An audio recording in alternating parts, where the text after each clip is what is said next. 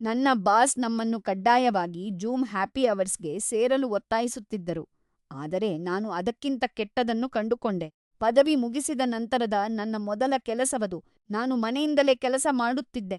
ನನ್ನ ಬಾಸ್ ಸಂಜೆ 5ರಿಂದ 3 ಈ ಹ್ಯಾಪಿ ಅವರ್ಸ್ ಆರಂಭಿಸಿದರು.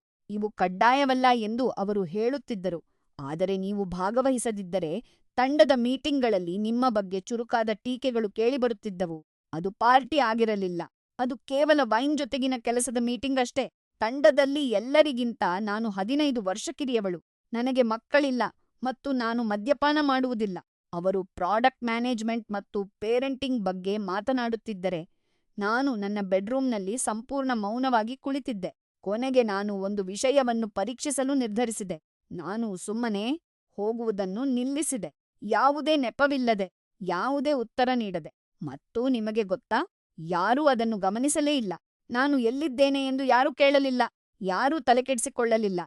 ನಾನು ತಂಡದ ಸದಸ್ಯೆಯಲ್ಲ, ಕೇವಲ ಕೆಲಸಗಳನ್ನು ವಹಿಸಿಕೊಡುವ ಒಂದು ಸಾಧನವಷ್ಟೇ ಎಂದು ನನಗೆ ಅರ್ಥವಾಯಿತು. ಕಂಪನಿಯ ಬಿಬಿಕ್ಯೂ ಪಾರ್ಟಿಯ ಸಮಯದಲ್ಲಿ ಎಲ್ಲವೂ ಮಿತಿ ಮೀರಿತು. ಕಾರ್ಯಕ್ರಮದ ನಂತರ ನನ್ನ ಇಡೀ ತಂಡ ಒಟ್ಟಾಗಿ ಪಬ್‌ಗೆ ಹೋಯಿತು. ಅವರು ನನ್ನನ್ನು ಕರೆಯಲೇ ಇಲ್ಲ. ಒಂದು ಮಾತೂ ಹೇಳದೆ ನನ್ನನ್ನು ಖಾಲಿ ಆಫೀಸಿನಲ್ಲಿ ಬಿಟ್ಟು ಹೋಗಿಬಿಟ್ಟರು. ಅದೇ ನಾನು ಹೊರಬರಬೇಕಾದ ಸಮಯ ಎಂದು ನನಗೆ ತಿಳಿಯಿತು. ನಾನು ಹೊಸ ಕೆಲಸಗಳಿಗಾಗಿ ಅರ್ಜಿ ಸಲ್ಲಿಸಿದೆ ಮತ್ತು ಶೇಕಡ 7% ವೇತನ ಏರಿಕೆಯೊಂದಿಗೆ ಪ್ರಮೋಷನ್ ಪಡೆದುಕೊಂಡೆ. ನಾನು ಆ ವಿಷಕಾರಿ ಮತ್ತು ಯಾರೂ ಗುರುತಿಸದ ಜೀವನವನ್ನು ಬಿಟ್ಟು, ನಾನು ನಿಜವಾಗಿಯೂ ಮುಖ್ಯವೆನಿಸುವ ಕೆಲಸವನ್ನು ಕಂಡುಕೊಂಡೆ.